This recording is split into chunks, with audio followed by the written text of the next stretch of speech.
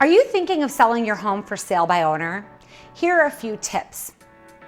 Some of the most common problems that I see for sale by owners are pricing, photography, and just the logistics of selling the home. So let me give you a few tips. Pricing is really hard. It's probably one of the hardest things that I do in my job. So if you're trying to sell your home for sale by owner, a tip that I could give you is to make sure that you are aggressive with your price and understand the current market. For example, right now in Crystal Lake, we know that most homes are selling for either 100% of their list price or 99%. So if you are still living in the days of pre-COVID when you list your house at $600,000 and you're hoping to sell at $550,000, you're gonna sit on the market and you're gonna accrue days on market. Now, some people have the attitude of, well, I'll list high and then I can always go down. The problem is that in this market, that is often seen as that there is a problem with your home. The more days that you're on market and the more price reductions you have to do, the more that a buyer is going to think there's something wrong with your home and they're going to just skip over it. So you have to make sure that you price your home effectively the first time. The next thing to talk about is pictures. So your first showing is online, so you want to make sure that your pictures look as great as possible. So one of the things you want to do is make sure that every single light in the home is on.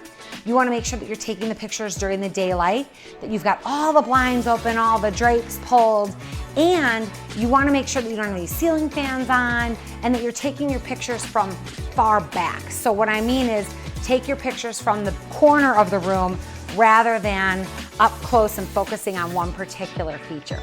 So make sure that your pictures show the general idea of the home, not specific elements.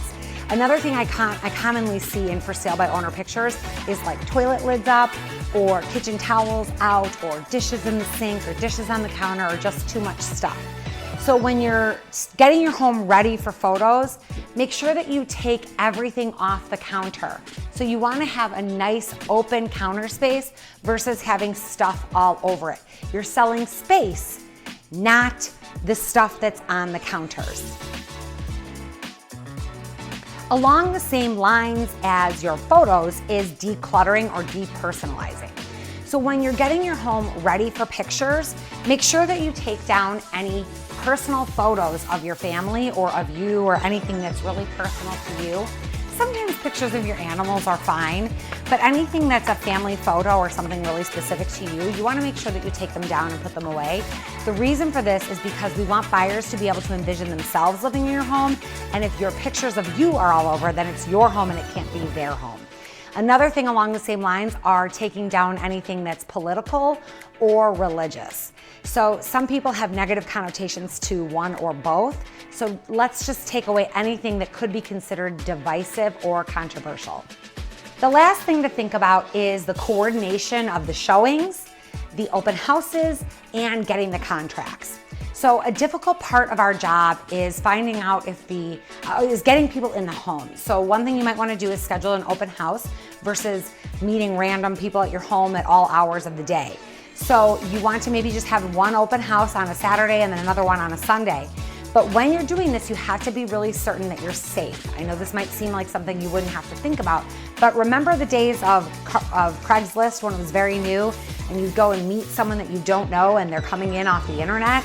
Well, we're kind of dealing with the same thing. Your home is listed on the internet and strangers are coming to your home. So you want to make sure that you're safe. So make sure that all firearms are stored away safely. Make sure that you don't have any kitchen knives out that could be used as a weapon. Maybe make sure that there's 2 people at the open house, not just one, and one of them always has their cell phone nearby ready to dial 911 should you get into trouble. I know it seems extreme and it seems like, oh my goodness, that would never happen, but it can and it does. So make sure that you're being safe when you're having people in your home. The other thing is maybe ask for a pre-qualification letter. Make sure that someone who's coming to see your home is actually qualified to buy your home. So maybe ask for either a pre-qual or ask for proof of funds. So some people might be turned off by that, but you're just trying to protect yourself and protect your time. The last thing is negotiations. You definitely should hire an attorney.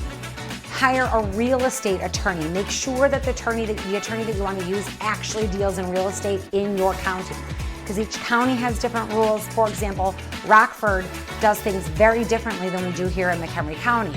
So you want to make sure that whatever attorney that you've hired is going to help you and knows how to navigate a real estate transaction.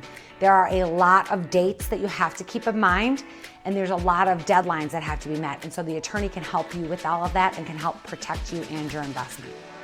When it comes to negotiating, make sure that your attorney knows how to guide you and help you through issues like as is, or are they going to do an inspection? If they do an inspection, are they going to be able to ask you to fix repairs? What is considered a disclosure issue?